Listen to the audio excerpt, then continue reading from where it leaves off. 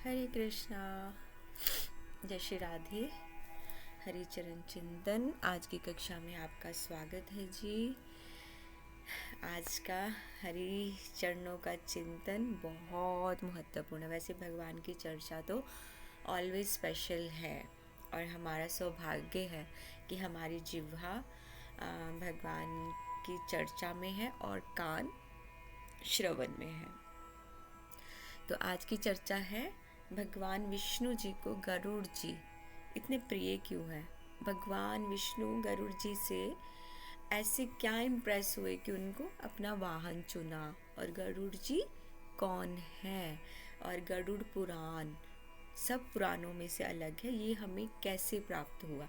जैसे महाभारत है उसी में से हमें भागवत गीता मिली है ना, सारे ग्रंथ के अलग अलग है, वेद हैं। उसी तरह गरुड़ पुराणों में गरुड़ ये हमें कैसे प्राप्त हुआ और किसके द्वारा हमें बताया गया, उस पर हम चर्चा करेंगे छोटी सी। सबसे पहले हमें क्या करना है, अपने माता पिता को प्रणाम जिन्होंने हमें ये जीवन दिया ताकि हम भक्ति पथ पे चलने का प्रयास करें और इस प्रयास से हमें गुरुदेव के चरणों की सेवा मिले ताकि हम अपना अगले जन्म को संवार सके, यानी गोलोक धाम में जा सके और इस जन्म मृत्यु के बंधन से छूट सके। तो आज का मंगलाचरण उच्चारण करते हैं।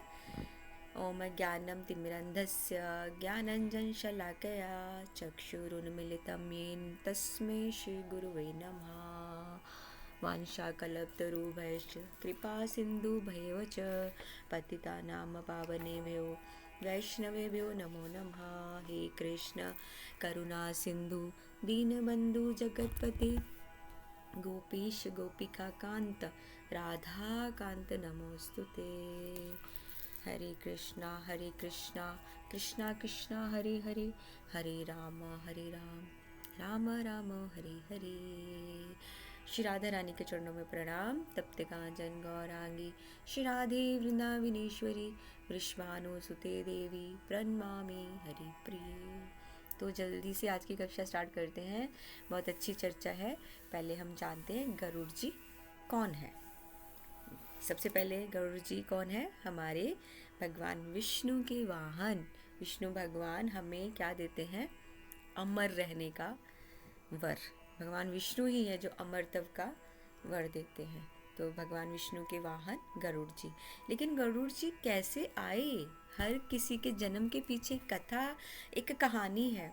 जैसे हर जिसका भी जन्म होता है ना, माता पिता, हम भी अपने आप को बोलते हैं ना ये शरीर के माता पिता।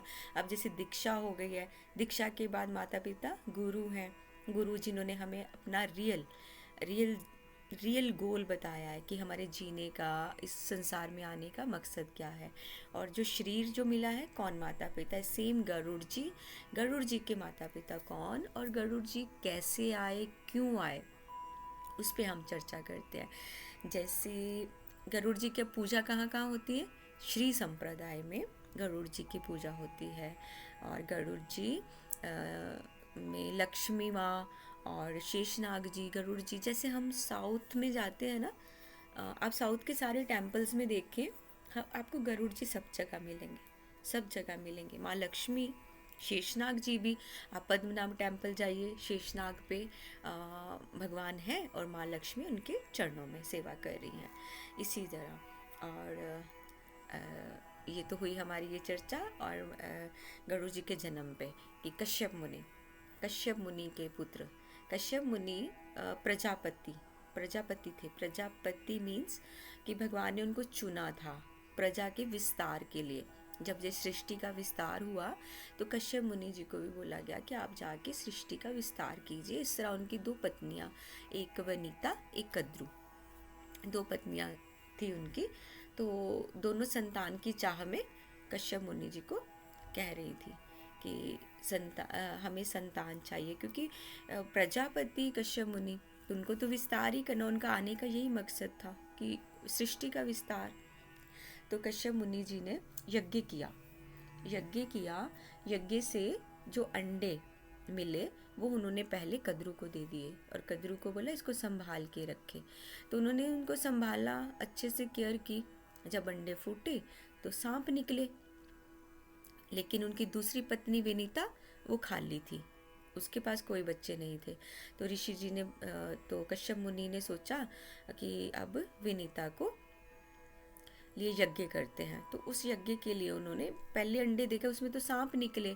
तो उन्होंने बोला कि अब मुझे है ना कोई ऋषियों को, महान ऋषि, उन्होंने 4 ऋषि हैं जो बौने होते हैं ना, बौने, वो बुलाए। उनको, उनका नाम था खिल्व, खिल्व ऋषि, बौने, वो बुलाए। उन्होंने बोला कि यज्ञ के लिए मतलब लकड़ी भी खिल्व मुनि को ही बोला ब्रह्मांड से लानी होगी ताकि अच्छी संतान उत्पन्न हो। तो उन्होंने बोला ठीक है। वो ब्रह्मांड में गए, ब्रह्मांड से लाए, चुन चुन के लकड़ी ला रहे थे। तो कश्यप मुनि जी ने इंद्र को भी बुलाया, बोला कि स्वर्ग से भी मुझे लकड़ी चाहिए ताकि संतान बहुत अच्छी हो। तो इधर से इंद्र ला रहे थे, उधर से खिल्व मुनि, रास्ते में उन्होंने देखा इंद्र ने कि खिल्व मुनि लकड़ी ला रहा है। वो बौने थे, तो इंद्र ने उनके मजाक न उड़ाने में नहीं, वो ऐसे ही उन्होंने थोड़ी सी खिल्ली उड़ाई, जो उनको बहुत हर्ट हुआ कि हम बौने हैं तो इंद्र हम पर हंसे हैं। तो इतना महान है इंद्र और इतने देवताओं में है, तो ये हमारा मजाक क्यों बना रहे हैं। ऐसे उनका ना मंदिर, एक मन के अंदर ना एक बदला लेने की भावना आ गई कि हम इसको इंद्र ही नहीं रहने देंगे, हम इसको इस पोस्ट से हटा देंगे, हम नया इंद्र बनाएंगे। तो ऐसे उन्होंने ये भावना से, जब बल्कि उनको बोला था कश्यप मुनि ने संतान के लिए, पर उन्होंने इस भावना से यज्ञ स्टार्ट, मतलब अभी स्टार्ट नहीं किया, सारा वो मंत्र उच्चारण अभी करने थे, सब लकड़ी वकड़ी रख रहे थे। तो उन्होंने मंत्र सोच लिए, नया इंद्र भी सोच लिया, और उतने में इंद्र को अपने उससे पता चला कि खिल्व मुनि नया इंद्र बना रहे हैं, तो अपनी तपस्या से बुला रहे हैं। तो वो बृहस्पति जी के पास गए, उन्होंने पूरा उनको बताया कि ऐसा ऐसा है। तो फिर वो कश्यप मुनि के पास आए, और कश्यप मुनि के पास आए तो बताया कि ये तो प्रकृति के साथ गलत होगा, इंद्र को तो भगवान ने बनाया है और वो वेदों की रक्षा के लिए है। तो ऐसे इंद्र ने फिर माफ़ी मांगी खिल्व ऋषियों से। तो फिर उन्होंने बोला कि अब हम कुछ नहीं कर सकते, हमने तो मंत्र भी सोच लिए हैं, और जो हमने मतलब आवाहन किया है उनका उनका नाम भी इंद्र है, अब क्या करें। तो फिर उन्होंने बोला ठीक है, हम ना पक्षियों के राजा इंद्र को बुलाते हैं, इंद्र को प्रकट करते हैं। मतलब इंद्र मीन होता है राजा, तो जैसे देवताओं के राजा इंद्र हुए, तो उन्होंने बोला पक्षियों के राजा को बुलाते हैं। फिर उन्होंने यज्ञ आरंभ किया, जैसे चल रहा था ऐसे 2 अंडे प्रकट हुए। तो अंडे प्रकट हुए तो विनीता को कश्यप मुनि जी ने दिए, और बोला कि इनकी केयर अच्छे से करना, कद्रू के अंडों से सांप निकले।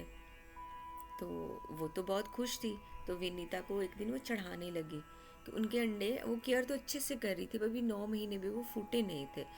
तो उन्होंने बोला कि तुम, कद्रू उसको चिढ़ाने लगी, तुम केयर नहीं करती हो, तुम ऐसे करती हो, देखो तुम्हारे ये अंडे तो फूटे ही नहीं। कश्यप मुनि तो तपस्या पे चले गए हुए थे। तो उसको बहुत गुस्सा आया, वनीता ने गुस्से में एक अंडा फोड़ दिया। जैसे वो फोड़ा, उसमें से हाफ पक्षी निकले, पूरे नहीं थे, आधे पक्षी। वो कौन थे? आरुणी।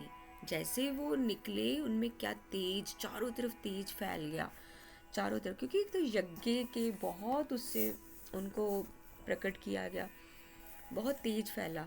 तो जैसे ही वो निकले, उन्होंने अपनी माँ को बोला कि माँ, आपने मेरे साथ बहुत अन्याय किया है, तो आपको मेरा श्राप लगेगा, मेरी हाफ बॉडी आई है, तो आप भी हमेशा दासी ही रहोगी। तो पर उनमें इतना तेज था, इतनी लाइट, इतना सब, कि वे सूर्य के सारथी बने। जैसे वो उड़े तो सूर्य ने देखा कि इतना तेज, इतना प्रकाश, तो ये कोई सरल वो नहीं है पक्षी। तो उन्होंने फिर उनको अपना सारथी बनाया। तो सेकंड अंडे की अब कोई ऑप्शन नहीं थी वनीता के पास, वो उसकी केयर करने लगी, केयर करने लगी। जब समय आया तो अंडे, सेकंड अंडा फूटा, उसमें से गरुड़ जी आए। वो तो बहुत तेज तेज के साथ आए, देवता भी सब सोचने लगे कि इसको तो कोई नहीं हरा सकता, ये तो भगवान के भक्त भी हैं। और गरुड़ जी ने आते ही सबसे पहले प्रण लिया कि वो अपनी माँ को श्राप से मुक्त करेंगे, और गरुड़ जी से कोई भी सामना नहीं कर सकता था। अब ये आता है हमें क्वेश्चन कि आरुणी ने श्राप दिया कि तुम माँ तुमने अन्याय किया और तुम इसकी कद्रू की दासी रहोगी। और उधर गरुड़ जी ने पैदा होते ही बोला कि मैं तुम्हें दासी से दासस्तव से जो है दासी का उसे मैं मुक्त कराऊंगा। अब इसमें ऐसा क्या हुआ कि जो वो दासी बने, किस चीज़ से? श्राप तो था ही, पर प्रारब्ध क्या हुआ? प्रारब्ध ये हुआ कि विनीता और कद्रू की दासी बनी। उन दोनों में लड़ाई हुई। क्यों हुई? इस बात की कि छोटी सी बात पे कि इंद्र का घोड़े की पूंछ ब्लैक है कि वाइट है, क्या है? तो विनीता ने बोला कि वाइट घोड़ा है तो वाइट ही होगी। तो कद्रू को पता था कि ये तो वाइट है, तो उसने अपने सांपों, जो उसके पुत्र बच्चे थे सांप, तो उन्होंने सांपों को बोला जाके घोड़े की पूंछ को चिपक जाओ। वो घोड़े की पूंछ को सारे चिपक गए तो पूंछ ब्लैक हो गई। तो इस तरह विनीता हार गई। जैसे औरतों की लड़ाई कैसे होती है, वो तो नॉर्मल है, नॉर्मल दुनिया में बहुत होती है, वो तो देवताओं की है। सांपों और पूंछ में चिपक गए तो ब्लैक पूंछ हो गई। इस तरह धोखे से कद्रू ने विनीता को अपनी दासी बना लिया। गरुड़ जी ने बताया फिर पूरा कि माँ ऐसे ऐसे हुआ था, तुम्हें धोखे से बनाया है, तो मैं आपको अब इससे मुक्त कराऊंगा। ये सोच से उन्होंने कद्रू के पुत्र जो सांप, उनको पीठ पे बिठा लिया और ऊपर उड़ने लगे। सूर्य के समीप जैसे पहुंचे वो ताप से जलने लगे, बहुत जलने लगे। उन्होंने बोला कि हमें नीचे उतार दो, हमें नीचे उतार दो। तो गरुड़ जी ने बोला कि नहीं, पहले तुम बताओ कि मेरी माँ को कैसे श्राप से मुक्त, तो कि मतलब अधर्म से मेरी माँ को दासी बनाया है, तो कैसे मुक्त होगी मेरी माँ? तो सांप बोले तुम ना देवताओं के पास जाओ और हमें ना अमृत ला दो, और फिर तुम्हारी माँ श्राप से मुक्त हो जाएगी। अब यहाँ पे एक और स्टोरी आ गई, इसके साथ इतनी स्टोरियाँ रिलेट है ना, जो नाउ डेज आप लोग कर जा रहे हो। महाकुंभ, महाकुंभ का पता है ना, गरुड़ जी लेके आए थे, तो वो एक एक ड्रॉप गिरा था। उज्जैन, हरिद्वार, अपने प्रयागराज जी, ये वही है। तो गरुड़ जी ने, इसी से रिलेट है महाकुंभ से। सांपों ने अमृत मांगा और गरुड़ जी चल पड़े देवताओं से अमृत छीनने। जब वो ला रहे थे तभी ये बूंदें गिरी थी। देवताओं से अमृत लेने चले गए। तो अच्छा, इस पे मैं आपको एक भी बताती हूँ। जब ये मंथन हुआ था ना, नीचे भगवान ने कितने अवतार लिए थे ना। भगवान कूर्म में थे, नीचे समुद्र में मंथन करने के लिए, समुद्र के ऊपर टिका था ना, समुद्र में मतलब कूर्म के ऊपर टिका था। तो फिर अजीत थे जिनकी 1000 भुजाएं थी, जो जो मंथन कर रहे थे। और भगवान ने मोहिनी अवतार भी लिया, लक्ष्मी आई, विष्णु आए, नीचे कूर्म, ऊपर अजीत, फिर ऐसे मंथन हुआ। तो ऐसे देवताओं को जब पता चला ना कि गरुड़ जी आ रहे हैं अमृत छीनने के लिए, तो सब पक्षियों के तो वो इंद्र है, तो वो बहुत स्ट्रॉन्ग है।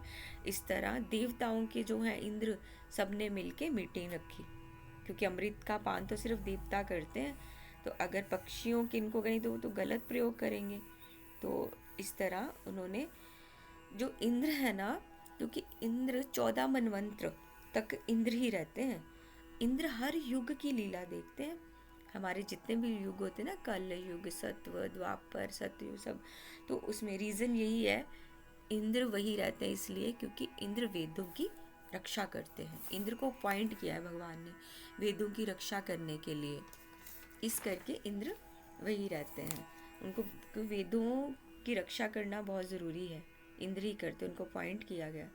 जैसे हमारी गोवर्धन लीला है, छोटी सी लीला ले लेते, गोवर्धन लीला है, उसमें इंद्र को कितना गलत बताया कि इंद्र वर्षा कर रहे थे, लेकिन उन्होंने वर्षा करके इसलिए किया कि व्रज के लोगों को, हम सबको बताना था कि वो भगवान है, क्योंकि व्रज के लोग विश्वास ही नहीं कर रहे थे। व्रजवासी वो बोलते ये भगवान कैसे हो सकते, ये तो हमारा कन्हैया है।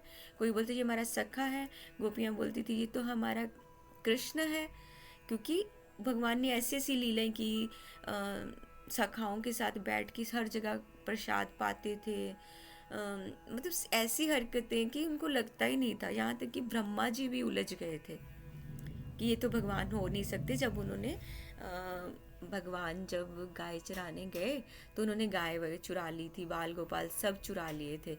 तो भगवान ने अपनी योग माया से उनको और same as it is same और हो गए थे पैदा, वहाँ आ गए थे। जब ब्रह्मा जी का थोड़ा जो अहंकार हुआ था ना, उनको वो तोड़ा था कि ये भगवान नहीं हो सकते। सभी सोचते हैं अभी भी कितने लोग कहते हैं ना, ये कैसे भगवान हो सकते, 16,108 रानियां हैं, ये कहाँ से भगवान है। भगवान के मतलब भौतिक भगवान के प्रेम को आजकल की भौतिक दुनिया के प्रेम से रिलेट करते जबकि ऐसा नहीं है, ये लीलाएं हैं हमें दिखाने के लिए। इसी तरह इंद्र ने गोवर्धन लीला की, जिसमें सबको बताया कि भगवान है, कृष्ण भगवान है। तो इस तरह जब अमृत, अब उन्होंने सोच लिया कि अमृत तो बचाना पड़ेगा, अगर सांपों को मिल गया तो वो सभी तो देवता, तो इंद्र को पता था कि गरुड़ जी तो को कोई नहीं रोक पाएगा, तो अब देवता तो इकट्ठे तो होना पड़ेगा। तो गरुड़ जी पहुंच गए। गरुड़ जी आके जैसे बैठे, उन्होंने अपने पंखों से ऐसी हवा की, ऐसी हवा, पता है गरुड़ जी के पंखों से साम वेद के जो श्लोकास है ना, उनकी ध्वनि आती थी। हिलाया, ऐसी आंधी आई कि वो अंधे हो गए, उनकी आंखों को बिल्कुल ब्लर हो गई। तो वो वाला देवताओं का सारा सेक्शन क्रॉस करके आगे गए। देवलोक में जब आगे गए, वहाँ अग्नि भगवान थे। उन्होंने वेदों की रक्षा मतलब इसकी अमृत की रक्षा के लिए चारों तरफ अग्नि थी। तो अब गरुड़ जी के लिए क्या मुश्किल है, वो तो उनकी स्पीड इतनी है गरुड़ जी की, 1 सेकंड में वो मन है ना हमारा, बोलते मन की स्पीड बहुत ज़्यादा है, उनकी सबसे मन से भी ज़्यादा है। तो वो वहाँ मन की स्पीड से भी ज़्यादा है गरुड़ भगवान जी की। तो वो वहाँ पहुँच गए धरती पे, और सारा समुद्र पी लिया और आके अग्नि बुझा दी। अब वो तो वो तो वहाँ से निकल गए। अब सारे देवता देखते रह गए कि जैसे गरुड़ जी 1 सेकंड में धरती पे जाके समुद्र पी के कैसे आ गए, क्योंकि उनकी स्पीड 3 लाख पर सेकंड है। लाइट की स्पीड जो है उस देखो 3 लाख पर सेकंड गरुड़ जी की, लाइट की स्पीड से भी ज़्यादा, उससे फास्ट मन, गरुड़ जी की स्पीड उससे भी। देवता सब देखते, अब आग भी बुझ गई, अब क्या करें। तो आगे उन्होंने वासुकी नाग, उनके 2 नाग, वासुकी जी के 2 नागों को एक व्हील बना दिया, जैसे चक्र होता ना, वो बना के उसमें अंदर अमृत था कि अब कैसे जाएंगे आप। तो गरुड़ जी क्या हुए, इतने बड़े, मतलब गरुड़ जी बिल्कुल छोटे मच्छर बन गए, तो अमृत लेकर निकल गए। तो इंद्र ने भगवान को बोला, अब तो भगवान आपको ही हमारी मदद करनी पड़ेगी। तो भगवान ने कुछ देर नहीं लगाई और गरुड़ जी के सामने प्रकट हो गए। तो वो तो विष्णु भक्त हैं। तो भगवान ने अब वर मांगने को बोला, क्योंकि जब भगवान हमारे सामने आएंगे ना, हमारे में भी ऐसी पात्रता हो जाए, हमारी भी भक्ति अपने संतों की कृपा से, आशीर्वाद से, किशोरी जी की ब्लेसिंग्स से, किशोरी जी की मर्सी से हमें भी कभी भगवान के दर्शन हो जाए। तो ऐसे भगवान जब उनके सामने आज जब भी भगवान आते ना, वो वर मांगने को बोलते हैं। तो उन्होंने बोला कुछ मांगो। तो गरुड़ जी ने बोला फर्स्ट मैं अमर हो जाऊं, सेकंड उन्होंने बोला कि आप मेरे ऊपर सवारी करें। तो विष्णु जी ने बोला कि अच्छा, उन्होंने बोला ये तो बहुत चालाक है, अमर भी बोल दिया, दूसरा वाहन भी बोल दिया। तो बनाया भगवान विष्णु ने उनका अपना वाहन। फिर गरुड़ जी ने बोला कि आपके, गरुड़ जी ने बोला अमृत नहीं मैं दे सकता। भगवान ने फिर इंद्र को बुलाया कि अब कोई युक्ति बताओ, अब कैसे होगा। तो फिर ये डील ऐसे हुई सेटल गरुड़ जी से। इंद्र ने बोला ठीक है, तुम भी अपना वचन पूरा करो, अपनी माँ को उस श्राप से मुक्ति दिलाओ। जब तुम सांपों के पास अमृत रख दो, फिर कुछ ऐसा करना कि मैं 1 सेकंड में वो लेके आ जाऊंगा। ठीक है। अब विष्णु तो अमृतव का वर तो वही देते अमर रहने का। अब सांपों को जैसे गरुड़ जी पहुंचे, उन्होंने सांपों को अमृत दिया और बोला मेरी माँ को इससे मुक्त कर दो। तो उन्होंने बोला ठीक है। तो सांप जब अमृत को पकड़ने लगे, तो गरुड़ जी ने बोला कि तुम्हारे पास अमृत है, अमृत पान करने जा रहे हो, उससे पहले स्नान तो कर लो, स्नान करो, संध्या वंदन करो। अच्छा बोलते ठीक है। तो वो मान गए। जैसे ही वो स्नान और संध्या वंदन को गए, चुपके से इंद्र जी तो हमेशा चुपके से सारी चीज़ों को आगे चुराते हैं। तो उन्होंने अमृत लिया और वो चले गए। इस तरह उनकी माँ भी दासी से श्राप से मुक्त हुई और गरुड़ जी ने भी अपना वचन निभाया। और अब कौन सा था सेकंड वाला, उनका भगवान का वाहन बनना था। तो गरुड़ जी निकल पड़े, विष्णु जी के पास गए। ये आपके फर्स्ट क्वेश्चन कि भगवान इम्प्रेस क्यों थे गरुड़ जी से। देखिए अब कि भगवान विष्णु इतने इम्प्रेस थे, जैसे गरुड़ जी गए अभी उन्होंने बोलना था कि मुझे आपका वाहन बनना है, आपको मुझ पे सवारी करनी है। तो विष्णु भगवान ने बोला तुमने तो अकेले देवताओं को हरा दिया, तुम डिज़र्व करते हो कि तुम पे मैं सवारी करूं, जैसा स्वामी वैसा दास। तो गरुड़ जी तो डिज़र्व करते हैं। तो भगवान, जिसको भगवान विष्णु की भक्ति चाहिए ना, वो गरुड़ जी को ज़रूर याद कर ले, गरुड़ जी की आरती कर ले। सच में साउथ में बहुत होता है गरुड़ जी की आराधना। उनके पंखों में सामदेव वेदों जो उच्चारण है उसमें श्लोकास, उसकी ध्वनि पंखों से आती है। अलग अलग तरह के ना, जैसे गायन नहीं हो रहा है वैसे आती है उनके पंखों से। सारे वेदों में से सामवेद मैं हूँ, ये किसने बोला? भगवान विष्णु ने। जो भी चारों वेद है, सामवेद भगवान है, स्वयं भगवान। क्योंकि उसमें ना राग गाए जाते हैं। जब हम राग सुने कोई, जैसे संध्या के राग है, मॉर्निंग के राग है, जैसे भैरवी राग है, कितने सारे राग है ना। तो ये राग सारे ऐसे गाए जाते हैं। तो भगवान ने बोला है कौन कौन सी हमारी ना संप्रदाय है, जैसे हरिदासी है, इसमें भी हरिवंश, सब में राग अलग अलग गाए जाते हैं। जैसे कल वसंत थी, वसंत के पद गायन राग गा के भगवान को रिझाया जाता। तो इसी तरह भगवान ने बोला सामवेद मैं हूँ। और गरुड़ जी के पंखों से जब हवा होती है तो सामदेव की ध्वनि, ऐसा लगता है कि जैसे ना उनके पंख चलते हैं ना, जैसे सामदेव के माध्यम से मतलब भगवान की स्तुति चल रही है उनके। क्यों नहीं भगवान उनको ग्रहण करते अपने वाहन के लिए? इतनी अच्छी, इतनी स्पीड भी है, भगवान गरुड़ जी से भी तेज, मन की स्पीड से भी ज़्यादा। तो भगवान हमेशा जाते थे ना उनके साथ ही, फिर वाहन हो गए गरुड़ जी। एक लीला में भगवान गरुड़ जी को नहीं लेके गए थे। वो कौन सी लीला थी? गजेंद्र मोक्ष। गजेंद्र, क्योंकि भगवान भक्तों के लिए कुछ भी कर सकते हैं। तो गरुड़ जी, वो आपने सुनी होगी गजेंद्र जी की, गजेंद्र मोक्ष की कथा। तो भगवान खुद गए थे, उनको नहीं लेके गए थे। तो एक बार भगवान, जैसे हमारे उनका है ना युधिष्ठिर महाराज, जब अब इसके बता रही हूँ कि गरुड़ पुराण क्यों आया। तो सारी लीलाओं के बाद गरुड़ जी एक दिन पूछते हैं, अब वाहन भी बन गए, तो पूछते हैं भगवान मैं नरक नहीं गया, तो नरक कैसा है? वहाँ तो भक्तों की एंट्री नहीं है। यमराज भगवान ने मना किया था विष्णु भगवान को कि आपके भक्त मुझे नहीं चाहिए नरक में। तो इसलिए हमें अपने ऊपर गर्व करना चाहिए कि हम विष्णु भक्त हैं, कृष्ण भक्त हैं, क्योंकि हम नरक नहीं चाहेंगे। ये खुशी की बात है।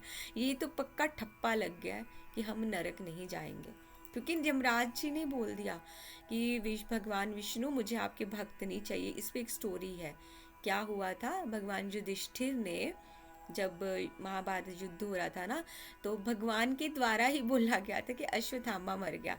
अश्वत्थामा हाथी मरा था, तो पर वो सब बोला गया कि वो उनका गुरु भाई है, तो उनके गुरु का पुत्र थे ना अश्वत्थामा। तो वो, आप सोचो हम कितने अपराध करते हैं ना, तो हमें तो कितने नरक मिलने चाहिए, लेकिन भगवान की कृपा से हम भक्ति में प्रयास करते करते करते अंतिम समय तक थोड़ी बहुत भक्ति से हम नहीं जाएंगे नरक। तो सोचो आप, भगवान युधिष्ठिर को भी नरक जाना पड़ा था सिर्फ इस झूठ से कि अश्वत्थामा मारा गया। अब उसके लिए वो गए युधिष्ठिर जी। तो जब युधिष्ठिर जी को सिर्फ एक दिन के लिए गए थे, ज़्यादा नहीं, एक दिन के लिए युधिष्ठिर जी को लेके गए। जैसे युधिष्ठिर जी का ऑरा, और जैसे वो पहुँचे, जितने नरक में सब कोई यातनाएं झेले, कोई आग में तपाया जा रहा है, कोई तला जा रहा है, जैसे भी सब, तो उन्होंने एकदम से उसको वो किया युधिष्ठिर जी को सारे। तो यमराज जी ने बोला कि नहीं नहीं, मुझे इधर आपके भक्त नहीं आने चाहिए। तो एक दिन के लिए तो इंद्र, मतलब सब जल रहे थे, उनको रिलीफ मिला क्या, एक दिन के लिए सब सब नर्क से मुक्त हो गए। तो फिर उनको रिलीफ मिला, उनको बोला कि आप अब जाओ, आपका एक दिन पूरा हो गया है। तो भगवान विष्णु का आवाहन किया, युधिष्ठिर जी फिर नहीं गए और एक ही दिन में सारा नर्क खाली हो गया और एक झूठ के लिए हो गए। तो अब गरुड़ जी की इच्छा हुई कि मुझे तो सारा ही जानना है कि क्या क्या क्या था। तो भगवान ने बोला मत सुनो नरक की यातनाएं, तुम घबरा जाओगे। तो अब जब भक्त ने सोच लिया है तो भगवान तो पूरा करते ही है, जैसे अब हम सोच लेंगे तो कि भगवान ऐसा है। तो उन्होंने फिर बताया क्या मिला, गरुड़ पुराण मिला हमें, गरुड़ पुराण मिला। फिर जब इतना हो गया फिर अब गरुड़ जी ने बोला अब सल्यूशन भी बता दो, अब सल्यूशन क्या है। तो उन्होंने बोला सल्यूशन भी बता दो। तो फिर सल्यूशन क्या दिया,